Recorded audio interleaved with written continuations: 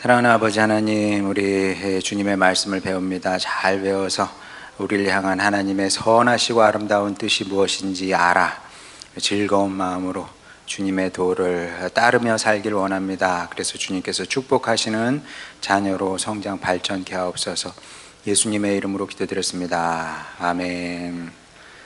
자, 우리 신명기, 오늘은 신명기 하고 아마 시간이 조금 남을 것 같아요. 그러면 이제 여호수아 좀 더 하고 마치도록 하겠습니다. 신명기 그 신명기를 읽을 때 이제 모세의 유언으로 한번 읽어보자 이렇게 제안을 했습니다. 자, 근데 이제 여러분이 성경을 배울 때 사실 다양한 관점이 있고요. 또 다양한 또 이렇게 그 해석 방법이 있습니다. 그러니까 이거는 제가 가진 것 중에서도 한 가지예요. 그러니까 성경대학을 공부하면 성경을 다 알게 되냐? 말도 안 돼요. 그거는 마치 김성석 집사님한테 집사님 저 의사 선생님이니까 병 다 아시죠? 그렇게 말하는 거하고 똑같아요. 다 알 수가 없고 뭐든지 뭐 송은미 집사님은 무슨 뭐 모든 음악을 다 연주할 수 있겠습니까? 불가능한 거예요. 그거는. 하나님의 말씀은 더욱더 그렇겠죠.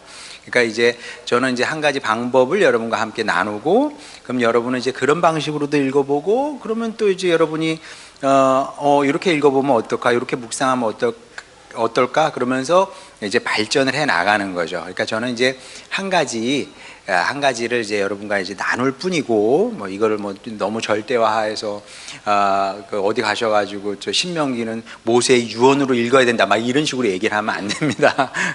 한 가지 방법일 뿐이고, 한 가지 문이 많이 있는데 그 문 하나를 열어서 신명기라는 세계를 지금 보여주는 거죠. 근데 어쨌든 저는 이제 신명기를 이제 모세의 유언으로 읽으면 도움이 되고 또 이제 그 깨닫는 바가 있다, 이제 그 얘기를 한 건데 그래서 이제 모세가 유언을 통해서 이야기하고 있는 것이 이제 두 가지인데, 하나는 하나님을 이제 사랑하는 사람이 돼야 된다, 이런 얘기를 했다고 그랬어요. 왜 그러면 하나님을 사랑하라고 했느냐? 뭐 사실은 뭐 이유는 간단합니다. 하나님의 말씀을 우리가 들을 때, 받을 때 이건 이제 기본입니다. 이건 항상 언제 어디서나 적용되는 원리, 원칙이라고 생각하시면 되는데, 하나님의 말씀은 우리를 위한 말씀이다. 하나님을 위한 말씀이 아니라 우리를 위한 말씀. 이제 부모 자식 관계하고 똑같은 거죠. 우리가 뭐 아이들에게 어떤 말을 할 때 듣기 싫은 말을 한단 말이에요. 그러면 우리를 위해서 말하는 것이 아니라 자식을 위해서 말하는 것처럼 이제 하나님의 말씀도 마찬가지인데, 하나님께서 사랑이 뭐 갈급하셔서 사랑을 받고 싶으셔서 이 성경이 그러니까 모세가 하나님을 대신해서 얘기하는 게 아니에요. 이제 여러분 조직에 들어가게 되면 원래 대장은 나 커피 먹고 싶다, 뭐 나 저기 그 과자 먹고 싶다 이렇게 얘기 안 해요. 딱 바로 밑에 있는 사람이 딱 눈치 보고 우리 대장께서 커피를 드실 시간이네. 그럼 그 밑에 있는 사람한테 커피 올려 이렇게 되는 거 아니겠습니까? 모세가 그런 역할을 하는 게 아니라는 거죠. 그게 아니라 하나님을 사랑하며 살게 되면 그게 이제 우리에게 좋은 거죠. 어떻게 좋아요? 그게 사람답게 사는 길이고, 그리고 복받아 사는 길이고, 그리고 나만 복받는 것이 아니라 다른 사람을 복되게 하는 길이기 때문에 그렇게 하라고 이제 요구를 하는 겁니다. 그런데 제가 지난 시간에 무슨 얘기를 했냐면, 성경이 말씀하는 사랑이라는 것은 어떤 감정하고는 이제 크게 관계가 없다. 그리고 뭐 너무나 당연한 건데, 사실 부부 관계도 마찬가지거든요. 부부 관계도 글쎄 뭐 호르몬의 역할이 얼만큼 그 사람 관계에서 역할을 하는지 전 잘 모르겠어요. 근데 과학자들은 객관적으로 그렇다네요. 호르몬이 한 2년, 3년 간대요. 사랑 호르몬이. 그러면 자연히 뭐 그 연애할 때 그 감정, 가슴 뛰는 감정은 없어지게 된다는 거죠. 근데 뭐 그렇지 않다는 사람도 있기는 해요. 뭐 믿어야지 뭐 어떻게 해요. 그 누구죠? 그 가수. 그 아내한테 되게 잘하는 그 션 씨는 여전히 아내 보면 가슴이 마음이 뛴대요. 진짜까? 여러분 너무 부러워하지 마세요. 그거 아닐 수도 있어요. 쇼윈도우 부부일 수도 있어요. 근데 그 부부가 쇼윈도우 부부라는 것이 아니고 뭐 그 호르몬 작용은 시간이 지나면 떨어지는 게 맞지. 그래서 우리가 그걸 가지고 진짜냐 가짜냐 사랑을 판단할 수는 없으니, 자 그러면 진짜 사랑은 무엇이냐 하면 책임지는 것이 진짜 사랑이다, 그런 얘기를 했어요 지난 시간에. 자 그래서 성경을 보게 되면 이런 말씀이 많이 나오는 거죠. 신명기 10장 12절 13절, 이스라엘아 내 하나님 여호와께서 내게 요구하는 것이 무엇이냐, 곧 내 하나님 여호와를 경외하여 그의 모든 도를 행하고 그를 사랑하며 마음을 다하고 뜻을 다하여 내 하나님 여호와를 섬기고, 내가 오늘 내 행복을 위하여 내게 명하는 여호와의 명령과 규례를 지킬 것이 아니냐. 네, 간단해요. 하나님을 사랑하고 그분의 말씀을 듣고 따라서 살아야 된다는 거죠. 자, 근데 이 성경이 정말 독특한 것은 무엇이냐면 이 세상의 책은 아니에요. 왜냐하면 이 세상의 책은 저런 식으로 말하는 책은 없거든요. 보세요. 내가 오늘 네 행복을 위하여 내게 명하는 여호와의 명령과 규례를 지킬 것이 아니냐. 세상에 명령과 규례를 지키고 싶은 사람은 아무도 없어요. 명령과 규례를 지킨다는 것은 내 행복을 희생시키는 거지. 근데 모세는 알고 있었던 겁니다. 너희들이 행복하게 살고 싶어? 그러면 잠만 말고 하나님의 명령과 규례, 그 음성을 따라서 살아, 이렇게 얘기를 하고 있는 거죠. 근데 이게 사실은 진짜 사랑인 거죠. 이걸 가리켜서 책임적 사랑이다, 이렇게 얘기를 하면 될 것 같습니다. 그러니까 수준 높은 사랑은 뭐냐면 책임지는 사랑인 거죠. 그럼요. 그게 진짜 사랑인 거예요. 아까 얘기한 것처럼 새벽 4시 반에 일어나서 그 시간에는 주로 남자들이 출근을 하더라고요. 남자들이 철없고 이렇게 애처럼 보여도 그래도 책임감은 있어서 남자들이 그렇게 하잖아요. 내 아내를 책임져야 되고 내 애들을 책임져야 되는 거죠. 그게 이제 사랑이다. 근데 이제 우리는 이런 말씀을 보면 이게 사랑인 줄 몰라요. 이게 사랑인 줄 모르고 이제 그래서 우리가 예배를 드릴 때도 뭔가 내 감정이 터치가 돼야 은혜를 받았다고 생각을 하거든요. 내 감정이 터치가 돼야 뭔가 하나님께서 역사를 하셨다고 생각을 해요. 그것도 틀리지는 않아요. 자, 근데 진짜 사랑은 무엇이냐면 감정 터치가 없어도 내가 주님의 말씀 따라서 예배 자리에 나오는 거고, 그리고 주님 말씀을 따라서 예배자로 서는 겁니다. 그게 이제 진짜 사랑이라는 거죠. 자, 그리고 이제 동일한 말씀을 사실 예수님도 하셨는데 보겠습니다. 요한복음 14장 21절, 나의 계명을 지키는 자라야 나를 사랑하는 자니 나를 사랑하는 자는 내 아버지께 사랑을 받을 것이요 나도 그를 사랑하여 그에게 나타내리라. 그러니까 이제 이게 사랑이라니까요. 어떤 감정적인 무엇이 아니고 하나님의 말씀, 주님의 말씀을 받고 그 말씀을 따라서 사는 것, 이것이 사랑이다. 이렇게 이제 예수님께서 사랑을 정의하고 계시죠. 그리고 이제 하나님 믿은 예수님 믿은 이런 요구를 하실 자격이 있습니다. 왜 자격이 있냐 하면 신명기 29장 12절 13절 보게 되면 내 하나님 여호와의 언약에 참여하며 또 내 하나님 여호와께서 오늘 내게 하시는 맹세에 참여하여 여호와께서 내게 말씀하신 대로 또 내 조상 아브라함과 이삭과 야곱에게 맹세하신 대로 오늘 너를 세워 자기 백성을 삼으시고 그는 친히 내 하나님이 되시려 함이니라. 이게 무슨 얘기냐면 아주 쉽게 얘기하면 모세가 이제 평생 하나님과 동행을 해오면서 경험으로 삶으로 하나님을 알게 된 겁니다. 그러면 이게 모세의 신앙 고백이에요. 어떤 고백이냐 하면 아주 쉽게 얘기하면 내가 하나님을 섬기면서 하나님이 어떤 하나님인지 배웠는데 그 하나님은 우리 하나님은 노릇이라는 얘기 하잖아요. 노릇, 아버지 노릇, 엄마 노릇, 자식 노릇을 해야 되잖아요. 하나님은 하나님 아버지로서의 노력을 완벽하게 해내셨다는 얘기거든요. 저게 그러니까 이스라엘 백성을 택하셔서 언약을 삼으신 거잖아요. 그 12절 얘기가 그거거든요. 언약을 맺어요. 나는 너희에게 너희의 하나님이 되고 너희는 나에게 내 백성이 되고 언약을 맺었고, 그러면 그 언약을 맺은 것이 어떤 의미인지 하나님께서 이제 삶으로 보여주시는 거죠. 그리고 그게 구약 역사다 이렇게 생각하면 됩니다. 그러니까 구약 역사는 하나님이 하나님으로서 어떻게 아버지 노릇을 했는지 그것을 보여주시는 거죠. 아버지 노릇. 그러니까 이제 우리가 사사기 볼 때, 이제 사사기 배울 때 이제 보겠습니다만은 이스라엘의 역사는 무엇이냐면 끊임없이 하나님을 배신하고 배반하고 거역하는 그걸 계속 반복을 하는 거예요.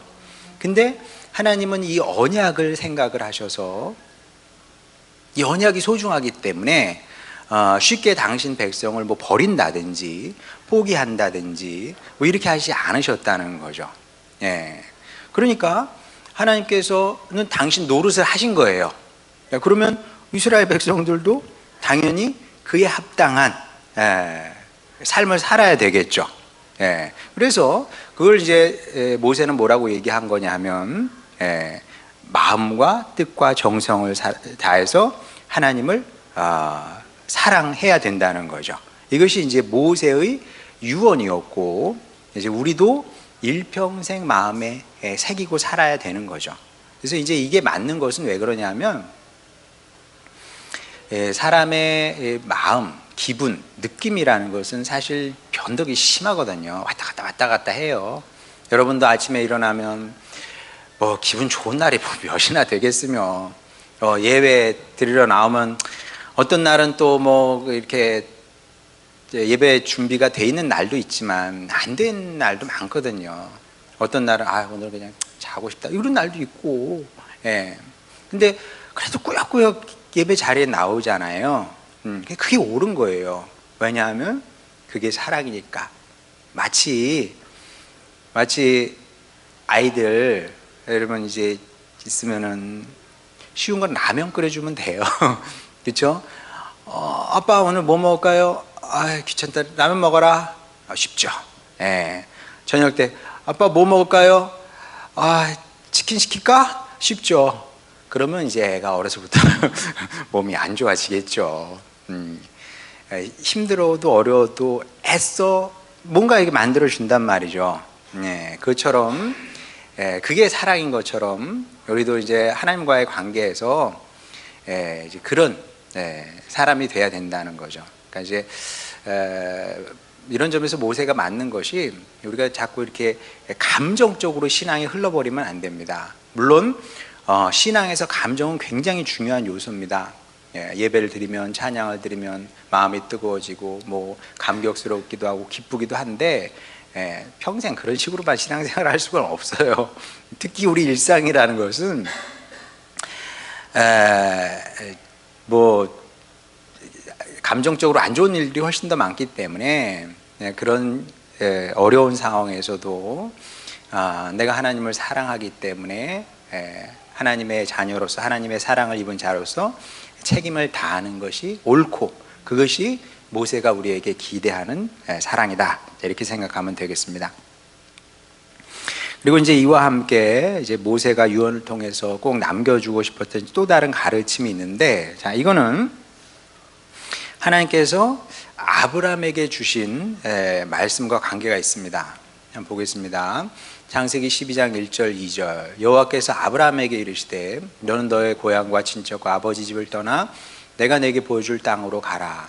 내가 너로 큰 민족을 이루고 내게 복을 주어 내 이름을 창대하게 하리니 너는 복이 될지라. 자, 이 말씀은 우리가 뭐 하도 많이 인용을 하고 많이 들어서 잘 아는 말씀입니다만은 성경 전체를, 성경이 다 이게 하나님의 말씀이잖아요. 자, 근데 성경 말씀 중에는 이게 일반적인 그냥 하나님의 말씀이라고 할 수 있는 것이 있고, 그 다음에 흔히 레마의 말씀이라고 그래요. 나에게 딱 주시는 말씀이 있고, 좀 달라요. 그러니까 성경 말씀 중에 나에게 주시지 않는 말씀도 있을 수 있어요. 예를 들면 이혼에 관한 말씀은 사실 뭐 저하고 여러분하고는 관계가 없어요. 여기 남자 성도님들 중에서 아내를 버릴 사람은 없거든요. 거기 관심이 있어야 그런 말씀에 관심을 갖고 어떤 경우에 내가 아내를 버려도 될까 연구를 하지. 근데 우리는 그럴 생각이 없거든요. 그러니까 하나님의 말씀이지만 우리하고 관계없어요. 근데 안 들어도 돼. 그닥 마음을 써서 그런 말씀 들을 필요가 없어. 근데 레마의 말씀은 뭐냐면 딱 나를 위한 말씀이 있거든요. 근데 그 레마의 말씀이 또 그렇게 많은 건 아니에요. 근데 이 창세기 12장 1절 2절 말씀, 특히 2절 말씀은 모든 성도에게 주신 레마의 말씀이다. 그러니까 나에게 주신 말씀이다 하고 언제든지 받아도 전혀 이상하지 않고 틀리지 않은 말씀인 거죠. 그러니까 하나님께서 여러분을 부르셨잖아요. 왜 부르셨냐 하면 여러분을 크게 만드시기 위해서. 물론 지금은 내가 진짜 크게 될까? 오늘 들은 말씀 룻기를 한번 생각해 보세요. 룻이 크게 됐다는 얘기예요. 결국은 크다는 것은 숫자가 많아지는 것이 또 크지만 질적인 성장도 있는 거거든요. 그러니까 크게 만드시겠대요. 그래서 복을 주어서 우리의 이름을 창대하게 해서 복이 되게 된다는 거죠. 그러니까 복이 되게 하기 위해서 부르신 겁니다. 복이 되게 된다는 것은 이제 두 가지 의미가 있는데, 실제로 내가 복된 사람이 되는 거죠. 나 이만하면 복된 인생을 살았어. 복된 인생을 살고 있어. 그렇게 이제 고백하게 되는 거죠. 사실 이제 여러분도 그렇게 돼야 돼요. 내 인생이 참 복이 있구나. 나 복 받았네. 이렇게 고백할 수 있어야 된다는 거죠. 그리고 시간이 지나면 여러분 그렇게 될 겁니다. 그럼요. 하나님께서 그러려고 부르셨는데. 그러니까 이상해지지만 않으면 돼요. 이상해지지만 않고, 글쎄, 뭐 우리 교회가 이상해질 것 같지는 않아요. 그냥, 글쎄, 우리 교회가 무슨 뭐 세상 어떤 교회보다 뭐 훌륭한 교회다. 이렇게 말할 수는 없어요. 근데 우리 교회와 함께 신앙생활 잘했는데 이상해지고 복을 못 받는다? 그런 일은 없을 겁니다, 여러분. 안심하시고 교회와 동행하시면 여러분은 복이 될 것이고, 그리고 여러분이 복이 됨으로 말미암아 여러분 주변 사람들도 이제 복을 받게 되는 거죠. 그러니까 이제 하나님께서 이걸 아브라함에게 주신 꿈이고 지금 우리에게 주신 약속이기도 한데, 이스라엘 백성을 향해서도 늘 동일한 마음을 갖고 계셨다는 거죠. 그래서 이스라엘 백성을 복 주심으로 말미암아 세상 만민이 이제 복을 받게 되는데, 자, 근데 이제 여기서 말하는 복은 뭐 여러 가지로 이제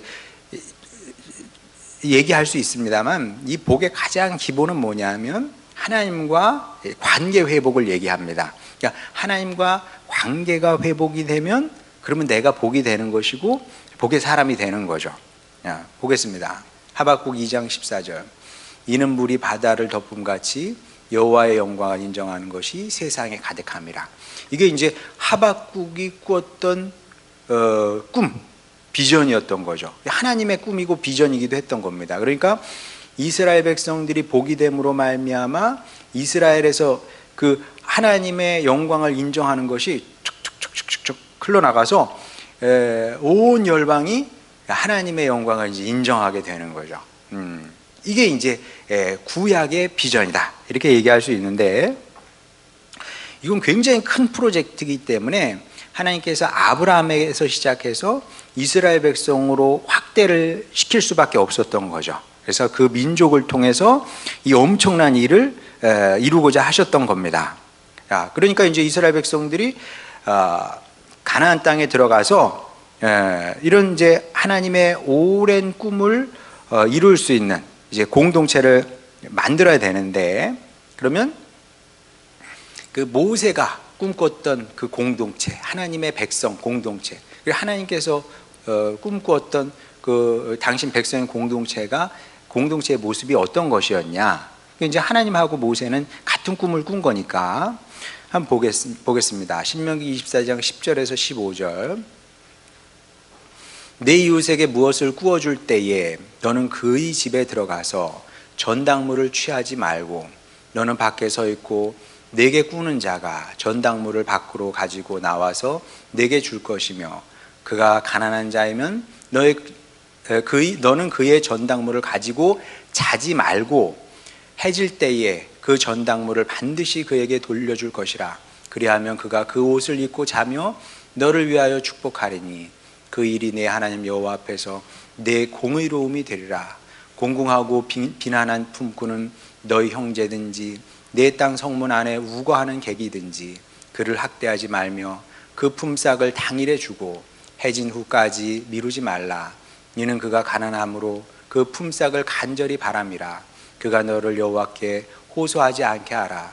그렇지 않으면 그것이 내게 죄가 될 것임이니라. 이제 사실 하나님께서 모세의 입에 주신 말씀은 아니거든요. 이게 모세가 그 첫 번째 말씀을 이제 그 시내산에서 받았단 말이에요. 받은 그 말씀을 갖고 40년을 이스라엘 백성과 함께 이게 살면서 그 말씀을 소화시켜서 이스라엘 백성에게 준 거예요. 그러니까 이제 너희가 이제 며칠 후면 약속의 땅에 들어갈 텐데 어떤 사회를 만들 것이냐, 하나님의 백성은 어때야 되겠느냐, 지금 그 얘기를 하고 있는 건데, 어떤 공동체겠습니까? 이제 하나님의 성품을 드러내는 사랑과 공의의 사회를 만들어야 된다, 지금 그런 얘기를 하고 있는 거죠. 그러니까 세상에는 이런 사회는 그때까지 존재하지 않았는데, 세상에는 존재하지 않는 하나님 백성의 공동체, 그런 세상을 한번 만들어 보자. 왕도 없어. 이 나라, 이스라엘 백성이 들어가는 그 땅에는 왕도 없어요. 왕도 없고 군대도 없어. 근데 뭐 어떻게 보면 야, 그럼 이게 어떻게 가능할까? 정부가 없다는 얘기인데 이게 가능하냐? 근데 하나님은 이런 이상적인 세상이 가능했다고 생각을 하는 거죠. 물론 이제 사람의 상식으로는 불가능한 건데, 그러니까 이제 어쩌면 하나님은 이제 불가능한 꿈을 꾸셨는지도 몰라요. 그리고 정말 이스라엘 백성들이 이렇게 살아내면 그런 세상에 하나밖에 없는 공동체, 하나밖에 없는 나라, 민족이 되어서 세상에 빛이 되었겠죠. 그러면 이제 이게 되면 어떻게 되냐? 신명기 26장 16절에서 19절. 오늘 내 하나님 여호와께서 이 규례와 법도를 행하라고 내게 명령하시나니 그런즉 너는 마음을 다하고 뜻을 다하여 지켜 행하라. 내가 오늘 여호와를 내 하나님으로 인정하고 또 그 도를 행하고 그의 규례와 명령과 법도를 지키며 그의 소리를 들으리라 확언하였고, 약속했다는 거죠. 여호와께서도 내게 말씀하신 대로 오늘 너를 그의 보배로운 백성이 되게 하시고 그의 모든 명령을 지키라 확언하셨느니라. 자, 그의 보배로운 백성이 되는 거죠. 하나님께서 보배처럼 여기는 그런 나라, 민족이 된다는 겁니다. 그러면 대외적으로는 또 어떤 일이 일어나냐? 이사야 42장 6절 보면 나 여호와가 의로 너를 불렀은즉 내가 내 손을 잡아 너를 보호하며 너를 세워 백성의 언약과 이방의 빛이 되게 하리니. 자, 대외적으로는 이런 아주 특별한 존재, 특별한 일을 하는 이제 민족이 되게 하시겠다 말씀을 하시고, 또 사도행전도 마찬가지입니다. 사도행전 13장 47절 보면 주께서 이같이 우리에게 명하시되 내가 너를 이방의 빛으로 삼아 너로 땅끝까지 구원하게 하리라 하셨느니라, 이렇게 말씀하시죠. 이게 이제 이스라엘 백성을 향한 하나님의 장기 계획이었는데, 여러분 아시는 것처럼 안타깝게도 이스라엘 백성들은 이 아름다운 하나님의 꿈을, 계획을 성취하지 못하게 되죠. 그리고 이제 망하게 됩니다. 자, 그러면 성취되지 못한 이 하나님의 비전, 하나님의 꿈은 수포로 돌아간 것이냐? 그럴 리가 없겠죠. 하나님은, 제가 아는 하나님은 포기하지 않는 분입니다. 그리고 이제 이 사실을 배워가면서 저도 큰 힘이 되죠. 왜냐하면 누구나 포기하고 싶은 순간이 있거든요. 누구나 포기하고 싶은 순간이 있어요. 그러니까 이제 여러분에게서는 때로는 부부관계가 그럴 수도 있고요.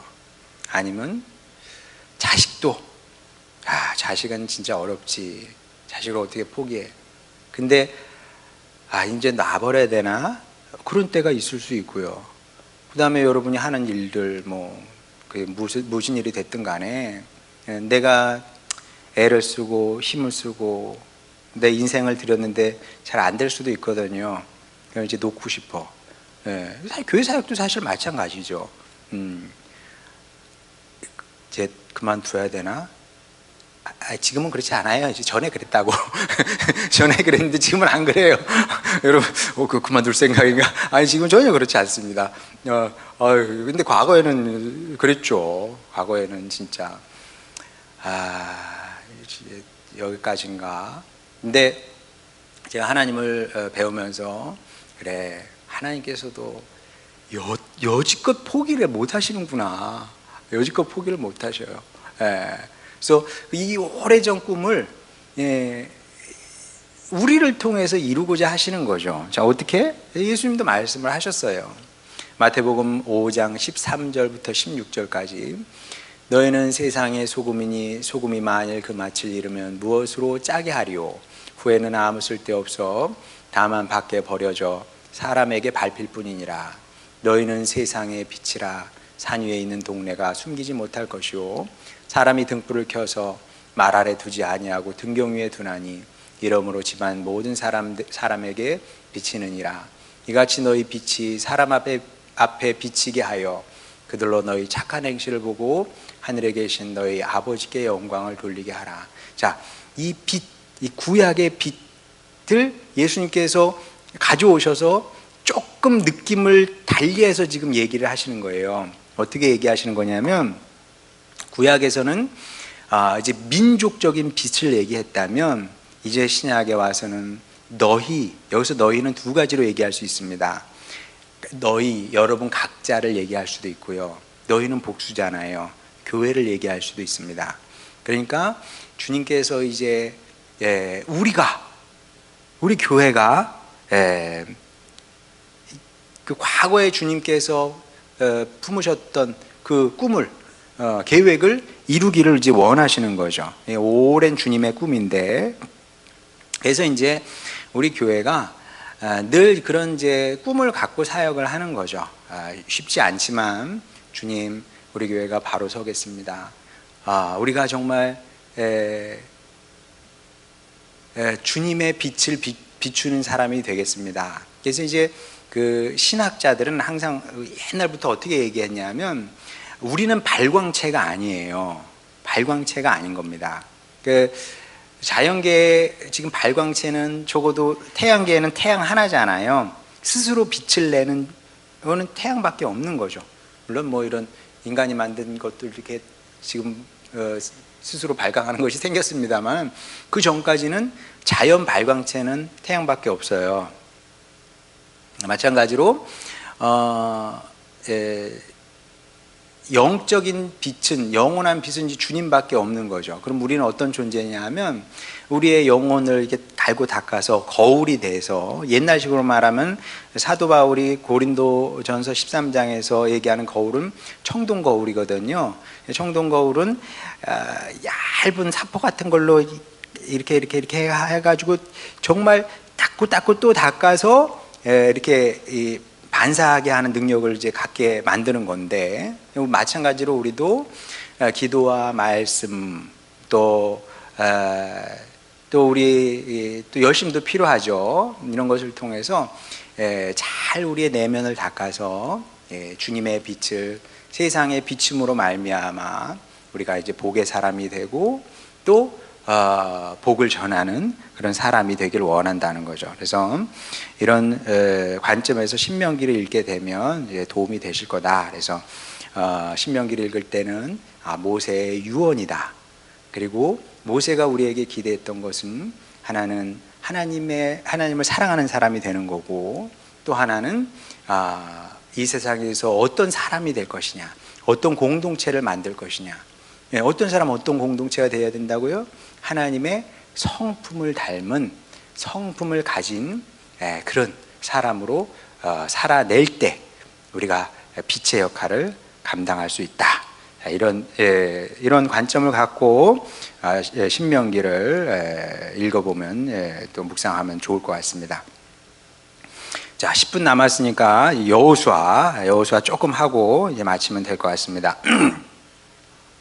자, 여호수아 그러면은 여러분은 이제 강하고 담대하라 그 생각이 날 거예요, 그렇죠? 네, 여호수아 그러면 하나님께서 여호수아에게 나타나셔서 강하고 담대할지어다, 내가 너와 함께함이 아니냐, 그 말씀이 기억이 날 것이고, 저도 이제 처음에 성경 통독을 할 때 여호수아 그 1장 말씀이 이제 큰 힘이 됐던 기억이 있고, 지금도 이제 마찬가지죠.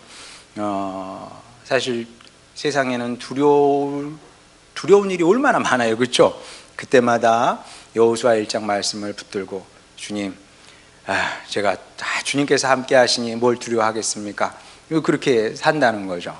근데 여호수아는 어려운 책입니다. 1장만 좋아요. 그 다음부터는 어려워. 왜 어렵냐면, 자, 평신도에게 성경을 읽으면서 어느 부분이 읽기가 어렵고 힘들었습니까? 라고 물어보면 제일 먼저 생각나는 게 사실 레위기예요. 레위기요, 보통은 그렇게 얘기합니다. 근데 신학자들은 레위기는 아주 흥미로운 책이라 그래요. 이해가 안 되죠? 레위기는 흥미로운 책입니다. 흥미로운 책이에요. 그 다음에 또 어디가 싫으냐 그러면은 뭐 이제 그 출애굽기 저 후반부에 가면 뭐 성막 나오고 그러면 그 신학자들은 그 부분도 좋아해요. 신학자들이 진짜 어려워하는 그 성경은 어디냐면 사실은 여호수아를 되게 어려워합니다. 여호수아는 신학자들이 그렇게 얘기는 하진 않아요. 근데 마음속으로는 그렇게 생각하는 사람도 없지 않아 있을 겁니다. 이거 파버리고 싶다, 성경에서. 이렇게 진짜. 그리고 실제로 어떤 의미에서는 파버린 것도 사실이에요.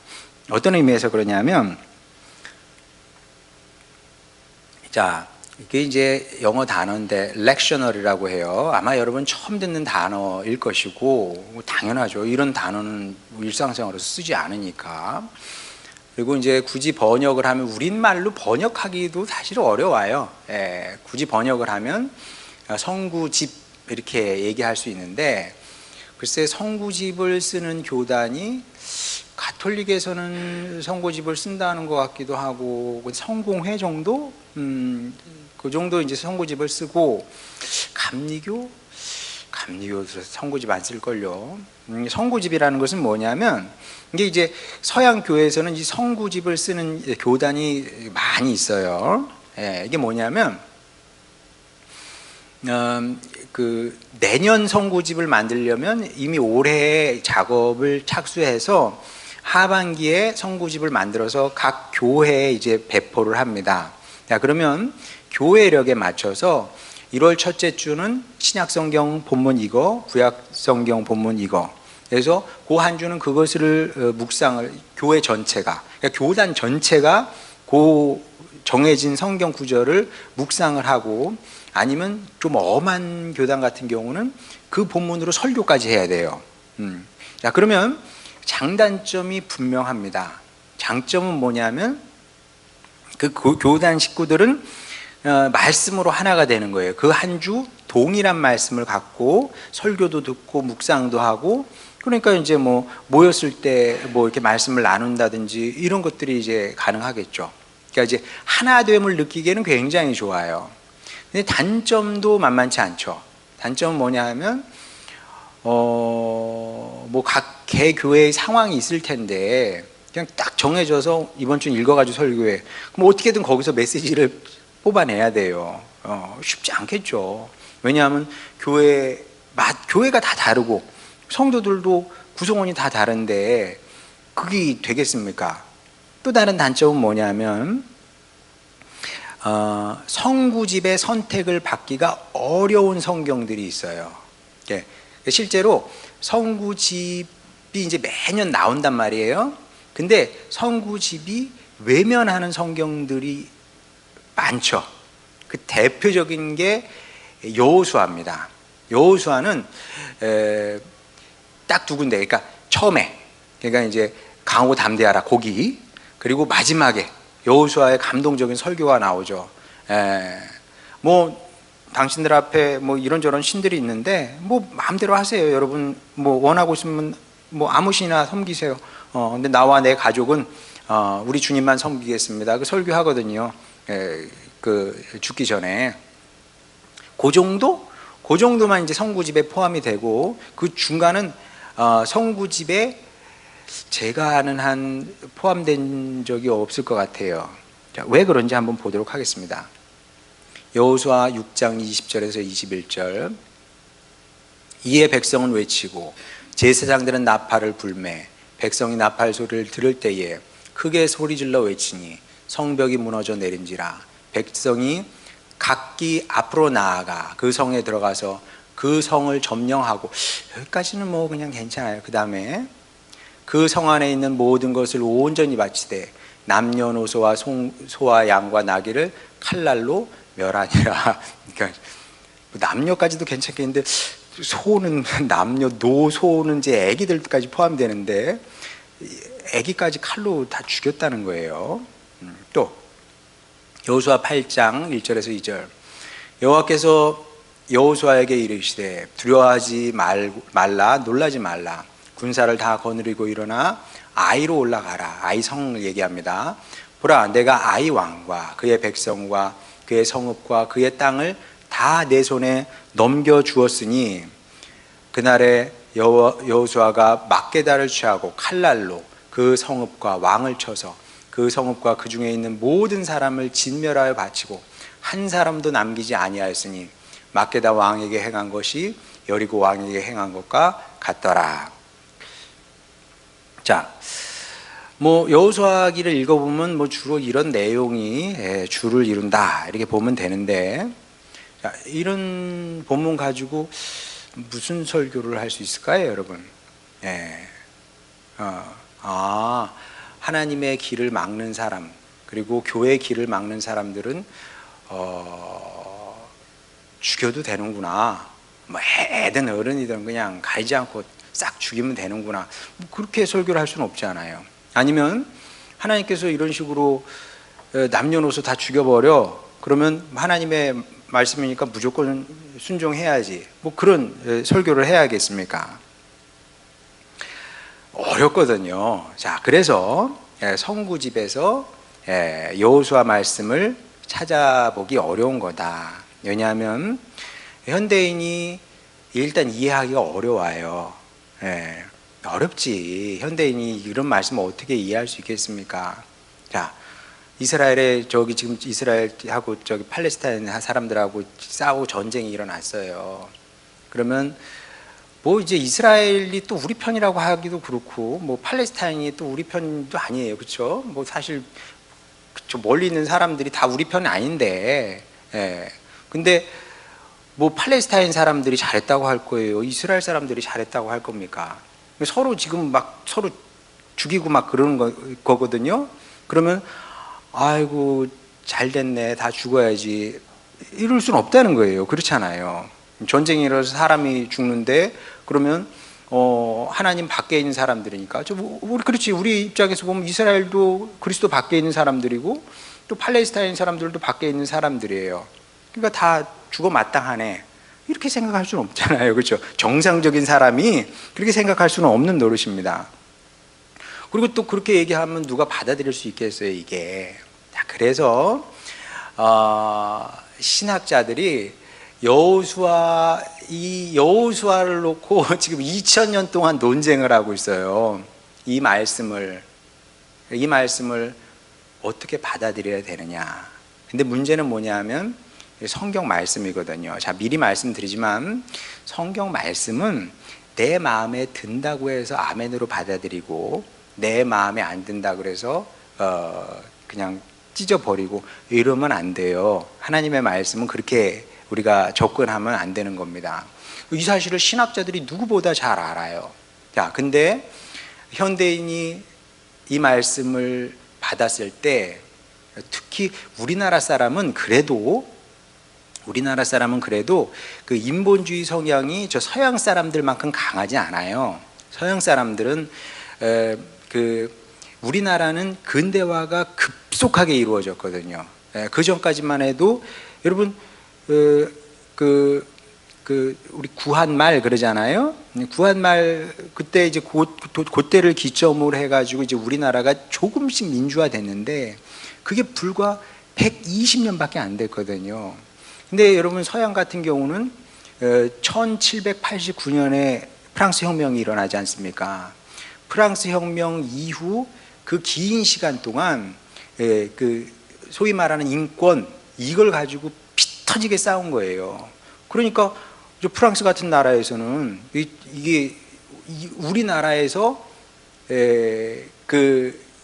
이 진정한 자유의 운동이 일어났기 때문에 코로나19가 터져도 우리 마스크 안 쓰겠다는 거예요. 정부가 뭐 어디 개인의 자유를 통제하려고 그래. 그 사람들의 이게 자부심이에요, 이게. 그 사람들에게 자유, 인권, 이게 너무나 중요한 거거든요. 근데 남녀노소 다 죽이라 그래. 그 사람들이 받아들이겠습니까? 못 받아들여요. 우리나라 사람들은 그런가 보다 하고 넘어가. 제 경험상 그렇습니다. 근데 서양 사람들은 받아들일 수 없는 거죠. 이게 어떻게 사랑의 하나님이 이래? 이렇게 되는 거죠.